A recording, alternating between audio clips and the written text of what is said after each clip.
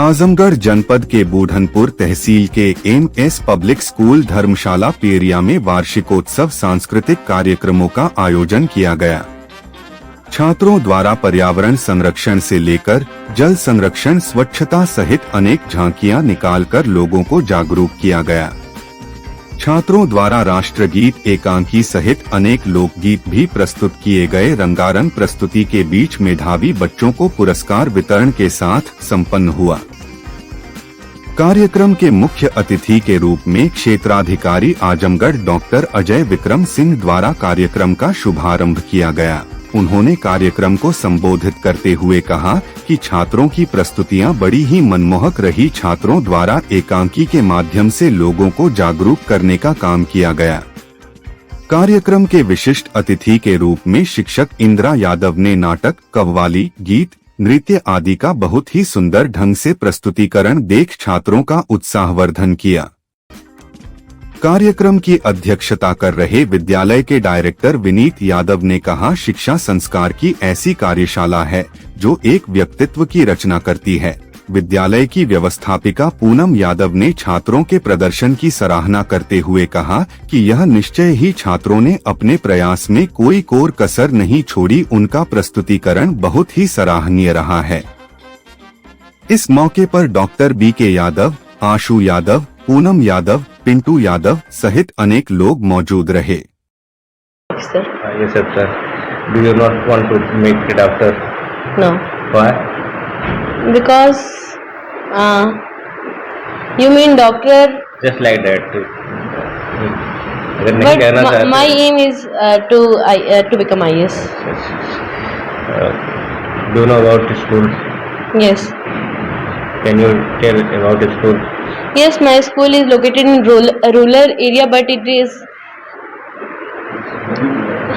rural area और ये it is a CBSE board school. और आप इसी में पढ़ाई करते हैं? Yes.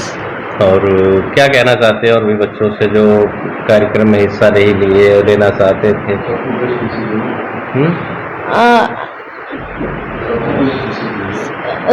सबको मैं बेस्ट विशेस देना चाहता हूँ और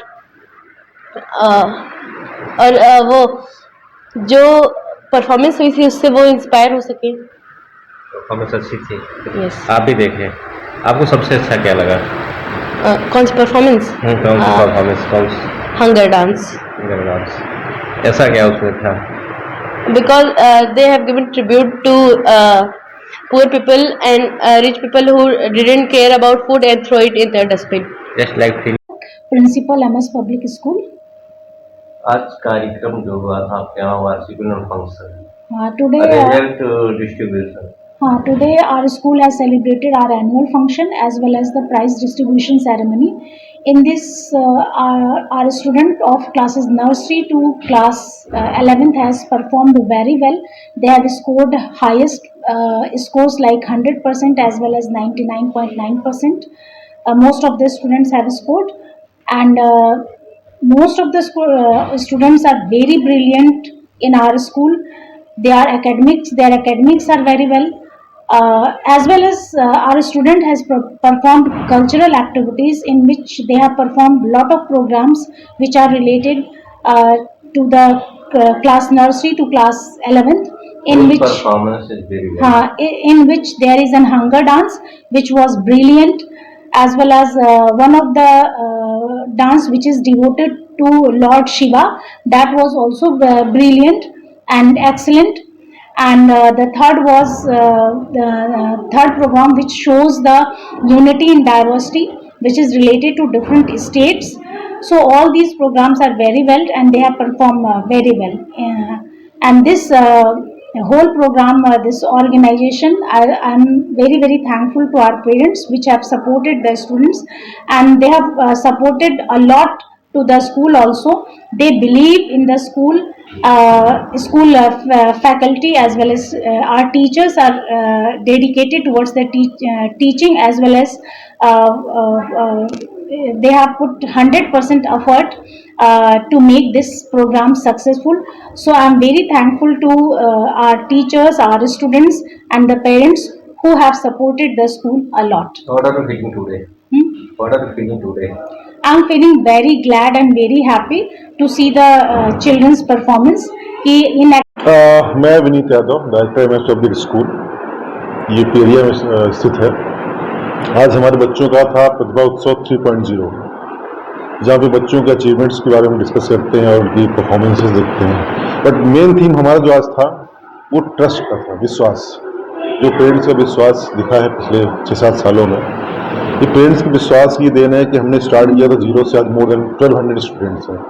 तो मैं पेरेंट्स का धन्यवाद देना चाहता हूँ। और ऑनेस्टी से हमारी टीम बच्चों के भविष्य के लिए अच्छा काम कर रही है, डेडिकेशन के साथ काम कर रही है, उनको अच्छा लीडर, सक्सेसफुल इंसान बनाने की कोशिश कर रही है। जैसे क्योंकि एजुकेशन एक तरह से मत है, क्योंकि एजुकेशन परंपरा के साथ के परिवार से चल रही है। जी, जैसे आपने बालिका शिक्षा पे इससे पहले और भी शिक्षा मतलब डिग्री कॉलेज से पहले इससे बालिकाओं को ज़्यादा प्रोत्साहित किया। जी। फिर एक कॉन्वेंट की तरफ ऐसा कॉन्वेंट सर, ये मेरा पर्सनल मैटर। एक्चुअली क्या हुआ था, जब मेरा बच्चा बड़ा हुआ, आज क्लास 7th में है, तो जब मैंने सोचा कि अपने बच्चे को मैं कहाँ एडमिशन दिलाऊं, क्योंकि मैं रहता हूँ गांव में, शहर में शिफ्ट होना मेरे अच्छा मतलब मुझे समझ नहीं आता था। तो मुझे लगा मेरे से बहुत पेरेंट्स मजबूर हैं जो अच्छी एजुकेशन चाहते हैं, बट उनके पास कोई ऑप्शन नहीं है। तो मैंने सोचा कि यही काम करते हैं, एटलीस्ट मेरे बच्चे ही पढ़ लिया और मेरे जैसे जितने लोग परेशान हैं अपने बच्चों के एजुकेशन के लिए, एक अच्छे स्कूल में ढूंढते हैं, वो कंपेयर करते हैं, किसी सिटी से कंपेयर करते हैं। सेम कॉन्सेप्ट हमने यहाँ पे लाया है।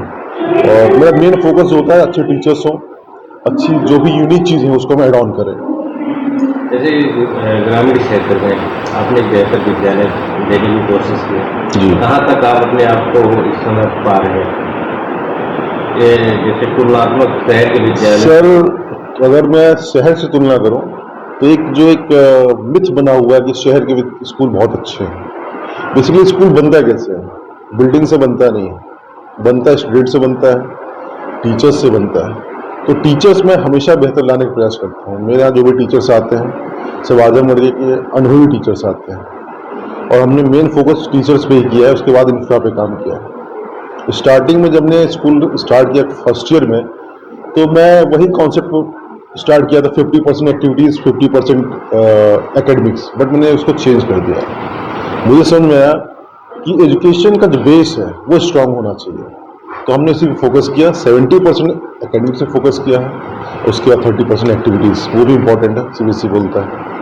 क्योंकि देहात होने के नाते, रूरल होने के नाते बहुत चुनौती आती है। जैसे आपने पहले विद्यालय खोला होगा, तो जो एजुकेटेड लोग हैं, जो शिक्षित हैं, वही इसका विरोध करें किए होंगे, जैसे पेरेंट्स, रिलेटिव, सारी चीज़ें। जैसे कि एक जो शहर की तरफ कलावादिता की थी, आपको चुनौती नहीं लगा कि चीज़ें बहुत स्ट्रगल हो सकती हैं? स्ट्रगल सर बिल्कुल मुझे लगा था, स्ट्रगल लगा था। अब मुझे तो लगता है कई बूढ़े माँ बाप को धन्यवाद बोलना चाहिए, जिनके बच्चे अपने बच्चों को पढ़ाने के लिए आगे बढ़ जाने वाले थे, मैंने उनको यहाँ रोका है। मैंने प्रयास किया है परिवार एक साथ रहे, अच्छी एजुकेशन ले। स्ट्रगल सर, मुझसे एक बार किसी मैनेजमेंट ने मुझसे पूछा था जब यहाँ पे स्कूल स्टार्ट किए थे कि यहाँ पे विनीत जी क्या स्ट्रगल है। मैंने कहा 3 ही स्ट्रगल है, teacher selection, fee collection and transportation. Actually ये तीनों सबसे टफ है, क्योंकि सिटी से टीचर्स को यहाँ लाना बहुत टफ टास्क, क्योंकि वो भी नहीं चाहते हैं कि हम इतना सफ़र करें, but anyhow we manage करते हैं इसको। आई थिंक मुझे लगता है बुरहानपुर में आपको देख कर कुछ और लोग भी आ रहे हैं, क्योंकि कुछ विद्यालय लगता है जैसे आपके टक्कर का नहीं कहा जा सकता, लेकिन लेवल तो लगभग सेम ही हो। सर मैं वो नहीं कहना चाहता हूँ, जैसे कॉम्पिटिटिव हो चाहे ना हो, लेकिन मार्केट में एक अच्छी चीज़ होती है, तो मार्केट में अच्छी चीज़ और भी आती है। जैसे डॉक्टर पुनीत त्रिपाठी ने विद्यालय खोला, जी जी, वो अभी कहीं ना कहीं चैलेंजिंग है, बिल्कुल, शहर से आए, बिल्कुल, कहीं ना कहीं उन्होंने भी चीज़ों को करीब से देखा, या Definitely. आपके लिए भी चुनौती है? जी, जी। मैं चुनौती नहीं कह रहा हूँ, एक तरह से सीख हो, या मतलब मार्केट में चीज़ों की वैल्यू बढ़े, या बेहतरी की तरफ जाने की चीज़ है। देखिए, हम और डॉक्टर साहब दोनों लोग यंग हैं, अपने अपने फील्ड में दोनों लोग काम कर रहे हैं, और मेरी शुभकामनाएं उनको भी है। और मैंने बहुत पहले एक मूवी देखी थी, रेस।